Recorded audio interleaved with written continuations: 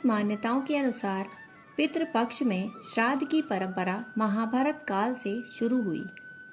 पितृपक्ष में किए गए तर्पण से पूर्वजों का आशीर्वाद मिलता है और घर में हमेशा सुख शांति बनी रहती है। पितृपक्ष भाद्रपद मास के शुक्ल पक्ष की पूर्णिमा तिथि से शुरू होता है और सर्व पितृ अमावस्या तक चलता है। पितृपक्ष इस बार 17 सितंबर से लेकर 2 अक्टूबर तक चलेंगे। गरुड़ पुराण में भीष्म पितामह ने युधिष्ठिर को पितृपक्ष में श्राद्ध और उसके महत्व को बताया था।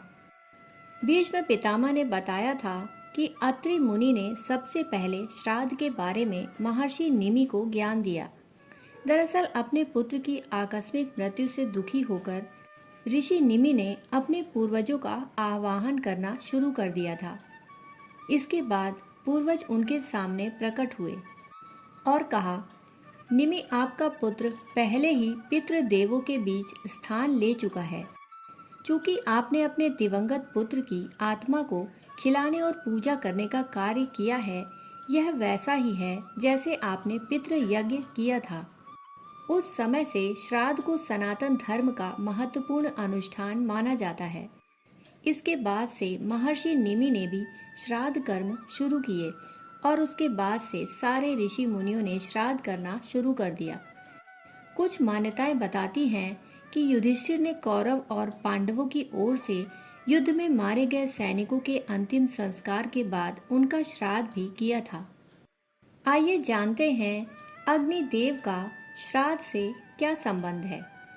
जब सभी ऋषि मुनि देवताओं और पितरों को भोजन कर श्राद्ध में इतना अधिक भोजन कराने लगे तो उन्हें अजीर्ण हो गया और वे सभी ब्रह्मा जी के पास पहुँचे। इसके बाद ब्रह्मा जी ने कहा कि इसमें अग्निदेव आपकी मदद कर पाएंगे।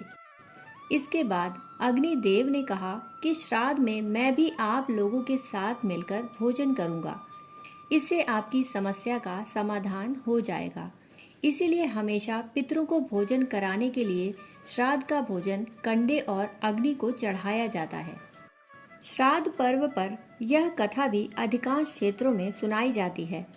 कथा के अनुसार महाभारत काल के दौरान कर्ण की मृत्यु हो जाने के बाद जब उनकी आत्मा स्वर्ग में पहुंची तो उन्हें बहुत सारा सोना और गहने दिए गए। कर्ण की आत्मा को कुछ समझ नहीं आया, वह तो आहार की तलाश कर रहे थे। उन्होंने देवता इंद्र से पूछा कि उन्हें भोजन की जगह सोना क्यों दिया जा रहा है। तब इंद्र ने कर्ण को बताया कि उन्होंने अपने जीवित रहते हुए पूरा जीवन सोना दान किया, परंतु श्राद्ध के दौरान अपने पूर्वजों को कभी भी अन्न दान नहीं किया। तब कर्ण ने इंद्र से कहा, उन्हें यह ज्ञात नहीं था कि उनके पूर्वज कौन थे और इसी वजह से वह कभी उन्हें कुछ दान नहीं कर सके।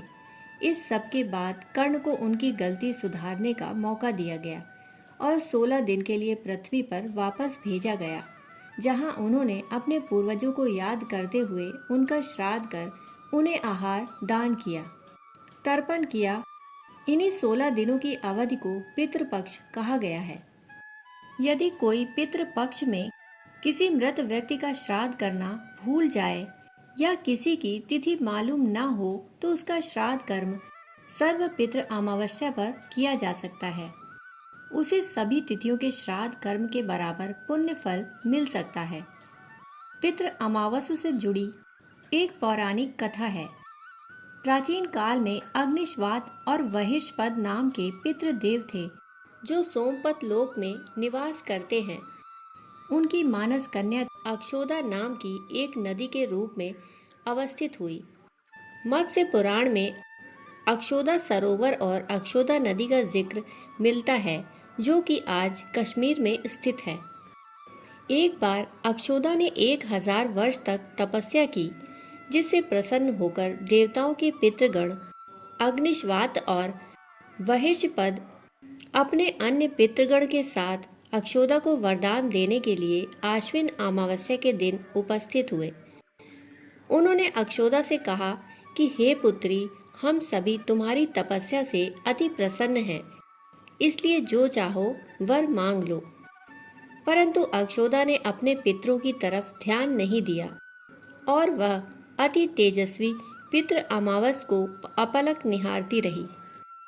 पितरों के बार बार कहने पर उसने कहा, हे भगवान, क्या आप मुझे सचमुच वरदान देना चाहते हैं?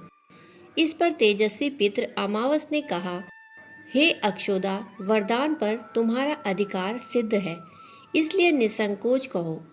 अक्षोदा ने कहा, भगवान, यदि आप मुझे वरदान देना ही चाहते हैं, वरदान में आप मुझे स्वीकार करें, मैं आपका संग चाहती हूँ। अक्षोदा की यह बात सुनकर सभी पितृ देवता क्रोधित हो गए। उन्होंने उसे श्राप दिया कि वह पितृलोक से पृथ्वी लोक जाएगी। यह सुनकर अक्षोदा को अपनी गलती का एहसास हुआ और वह क्षमा याचना करने लगी। उन्होंने कहा कि अक्षोदा, तुम पतित योनि में श्राप मिलने के कारण मत्स्य कन्या के रूप में जन्म लोगी। पितरों ने आगे कहा कि भगवान ब्रह्मा के वंशज महर्षि पराशर तुम्हें पति के रूप में प्राप्त होंगे। तुम्हारे गर्भ से भगवान व्यास जन्म लेंगे। उसके उपरांत भी अन्य दिव्य वंशों में जन्म लेते हुए तुम श्राप मुक्त होकर पुनः पितृलोक में वापस आ जाओगी। पितरों के इस तरह कहे जाने पर अक्षोदा शांत हुई। अमावस के ब्रह्मचर्य और धैर्य की सभी पितरों ने सराहना की कि आपने सौंदर्य और स्त्री के आगे अपने मन को भटकने नहीं दिया और अपने संयम और नियम पर आप टिके रहे। इसीलिए आज से यह तिथि आपके नाम से अमावस्या के रूप में जानी जाएगी। उसी पाप के प्रायश्चित हेतु कालांतर में यही अक्षोदा महर्षि पराशर की पत्नी एवं वेद व्यास की माता सत्यवती बनी थी।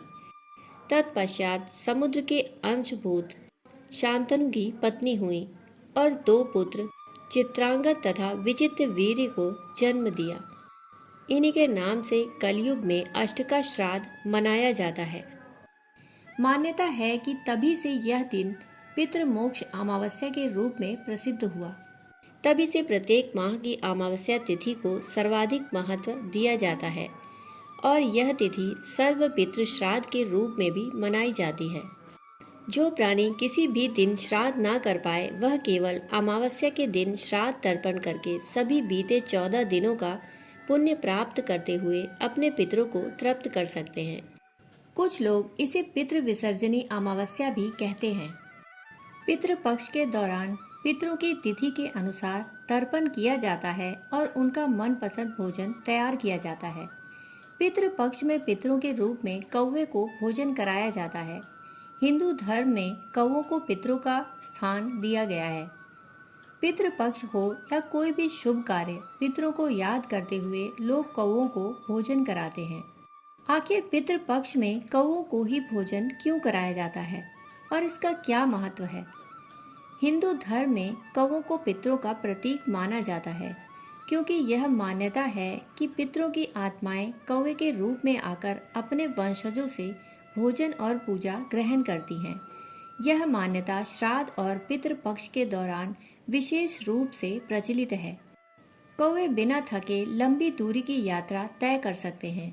ऐसे में किसी भी तरह की आत्मा कौवे के शरीर में वास कर सकती है और एक स्थान से दूसरे स्थान पर जा सकती है। इन्हीं कारणों के चलते पितृपक्ष में कौवे को भोजन कराया जाता है। धार्मिक मान्यताओं के अनुसार जब किसी व्यक्ति की मृत्यु हो जाती है तो उसका जन्म कौवा योनि में होता है।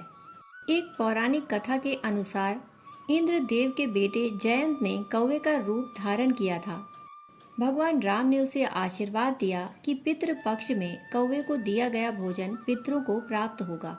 ऐसा माना जाता है कि कौवे को भविष्य में होने वाली घटनाओं का थोड़ा थोड़ा आभास हो जाता है। कौवे को अतिथि के आगमन का संकेत भी माना गया है।